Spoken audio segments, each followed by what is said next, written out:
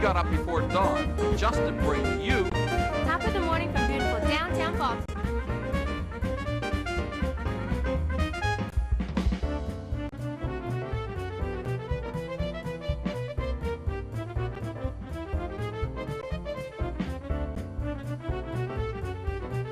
Hi, top of the morning. Top of the morning to all of you. Hi, top of the morning. Top of the morning. Thank you for joining us for another episode of Top of the Morning. I'm your host, Teena Byrd. And I'm Kevin Costello. And today, our wonderful guest is Raven Black. We're going to be here with a great film director, so don't touch that dial. We will be right back.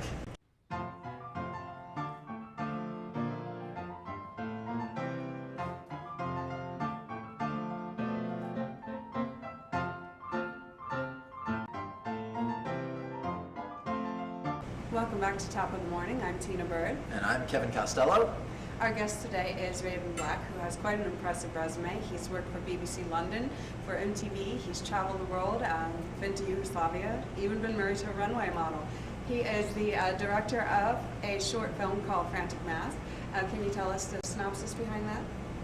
Frantic Mask is part of a series which I called the Neo-Trauma, because I believe that human beings are very simple animals, and we've created this over-complex world.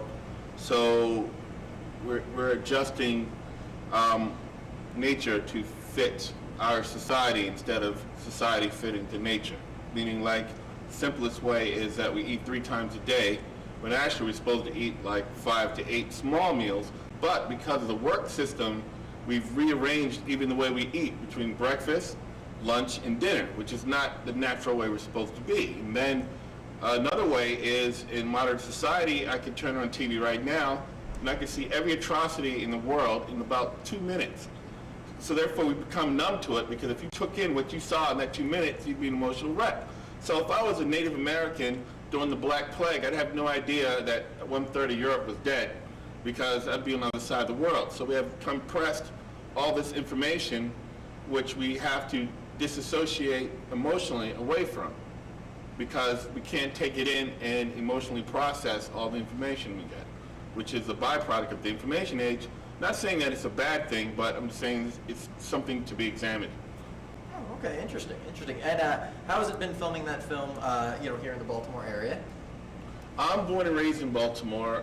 As you mentioned, I've traveled a lot, but it's an interesting place. For me, it was hard, but it ended up making things easier, because basically I would talk to people and say, yeah, let's go make a movie, and then nobody would show up. So I had to learn how to shoot, how to light, how to edit, how to do everything. And I was really mad. I'd be like, oh, I gotta do this now.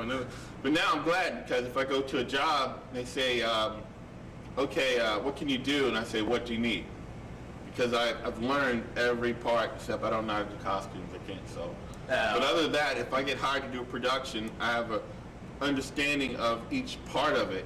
And as a director, I think that's good. I think the director should be like a captain of a ship and should know basically all the responsibilities that he or she is asking somebody to do, so you can have realistic time. Like with editing, if someone's doing CGI and they don't understand that, they might have unrealistic expectations of computer graphics. Timelines. Yes, and so therefore, even though I'm not a CGI person, I'm learning how to do it, the basics. So one, if nobody shows up, I can do it, but I could correctly explain and understand in the right words and context to someone who is doing that job. Regular Renaissance man trial by fire. Well, it's just, you do what you got to do. It's certainly tantalizing work. Absolutely. Featuring the lady here. You may not recognize her, but that's her. So you guys have a history, huh? Yes.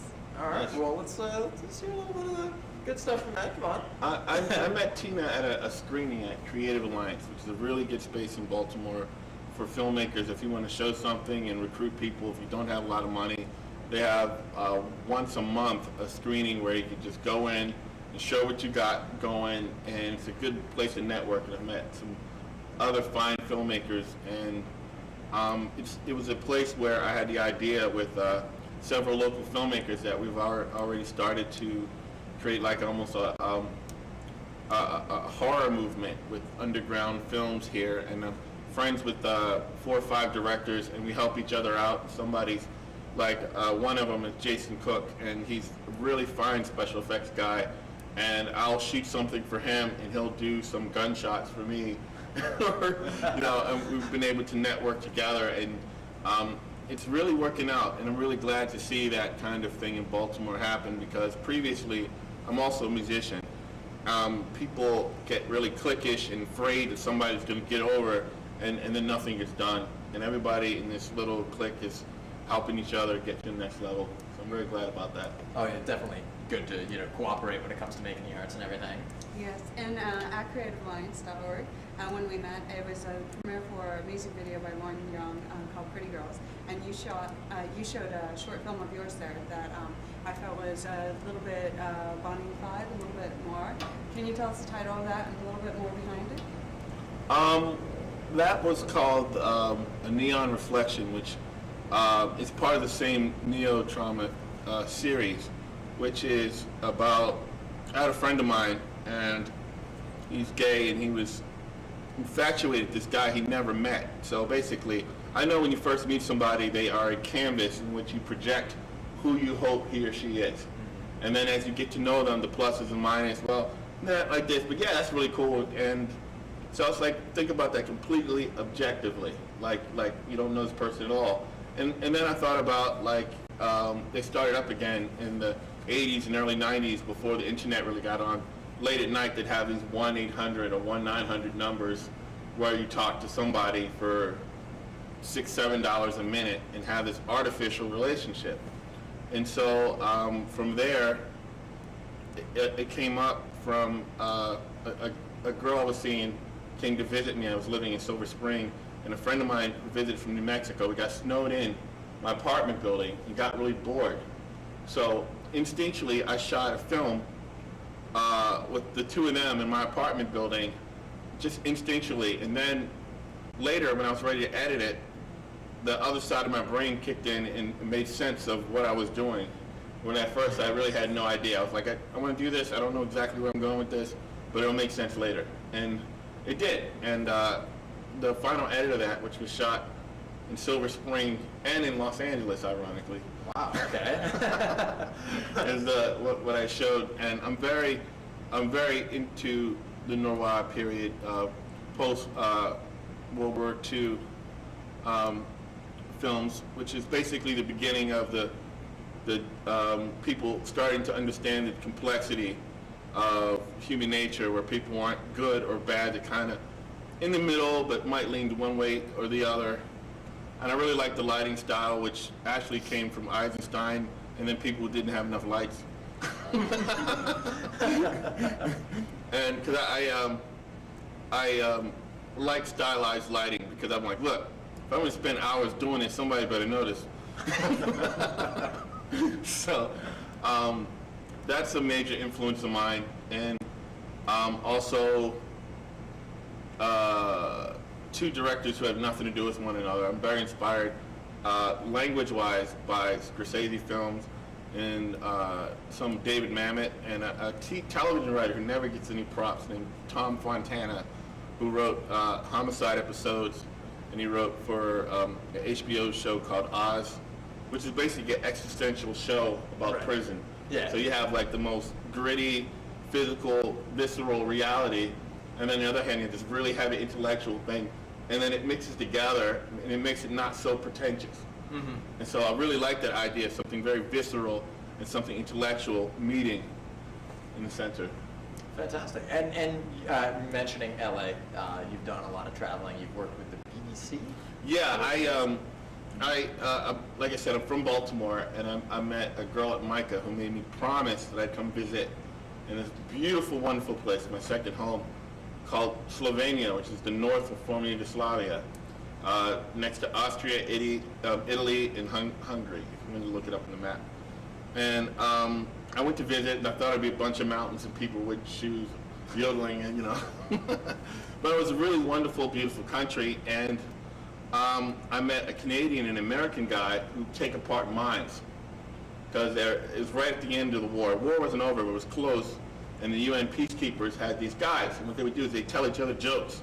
They'd calm their nerves by taking minds apart, and they wanted somebody else there because they could speak English, because jokes do not translate. It doesn't work unless you know a language very well. It doesn't work. Right. So they invited me along just so they could have somebody else to tell jokes to in English. And one of the That's gonna be guys, fun, telling jokes next to high explosives. yeah. One day I was in Sarajevo and I'm walking on this road with these refugees, and this is in the mid to late '90s, and one of the guys says to me, I really like your country, but I'm very afraid. And he said, afraid of America? Why? He says, because before there was you guys and there was Russia, so you guys were kept each other in check. Now that Russia's gone, you guys could do whatever you want. You can start wars anywhere. Nobody can stop you. And I'm like, nah, that wouldn't happen. Little did I know. So I'm walking on this road, and we're having this heavy conversation. I move off the road, and they're yelling at me, because they love to talk. So I'm like, what? And they're like, you just walked into a minefield. I'm like, oh, I guess I don't have to pay that. So luckily it was muddy, and I backtracked on my own footprints and got back on the main road. Good call. Glad to see you're still in one piece. Clearly you made it. Yeah, I have. And did they ever threaten you if they were like, if you tell a bad joke while they're dismantling a mine, where they always like, well, that joke really bombed. That joke really bombed. Anyway, Raven, we need to take a break, but when we come back, we'd like to hear more about your music and as the title of your production company, how you found that name. So we will be right back.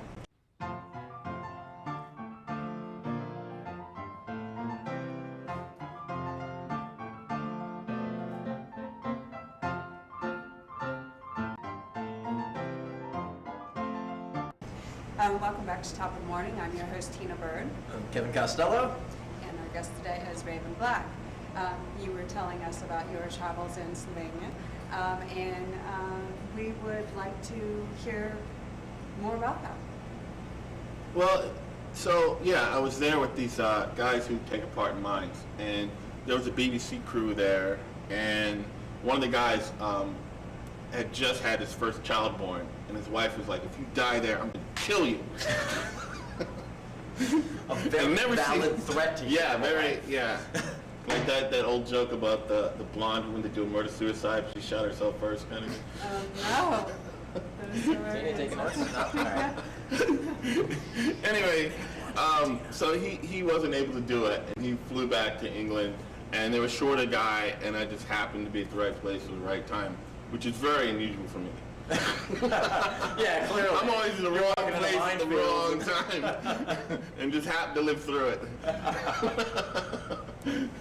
So yeah, that's how that happened, and it was a very interesting place to be. Eventually I'm going to write about it, but I just wanted to have some more space so I could be objective with it. I mean, the Slovene people remind me of, if there was a film, it reminds me of Casablanca, because you have Rick's bar and you have all the players involved, and everybody's just being civil and pretending nothing's going on. So you got the Nazis over here, and you got the resistance over here, and so therefore there's the Serbs and there's the Croats and there's the Bosnians, and they all live in the North Slovenia, and nobody brings up the war because they're afraid that somebody's going to go off and just start shooting.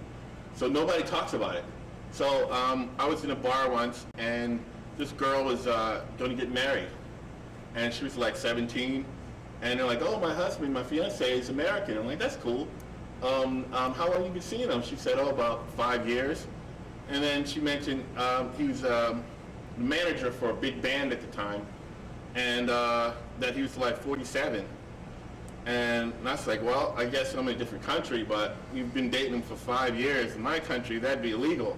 I mean, I'm not judging. I'm just saying that you can go to jail for that in the States. Yeah, a little math there. Let's not name names. So I asked her, well, I'm not judging anything, but what do your parents think of that? She goes, oh, we were home one day, and the Serbs kicked in the door, and they started shooting guns, and I ran away.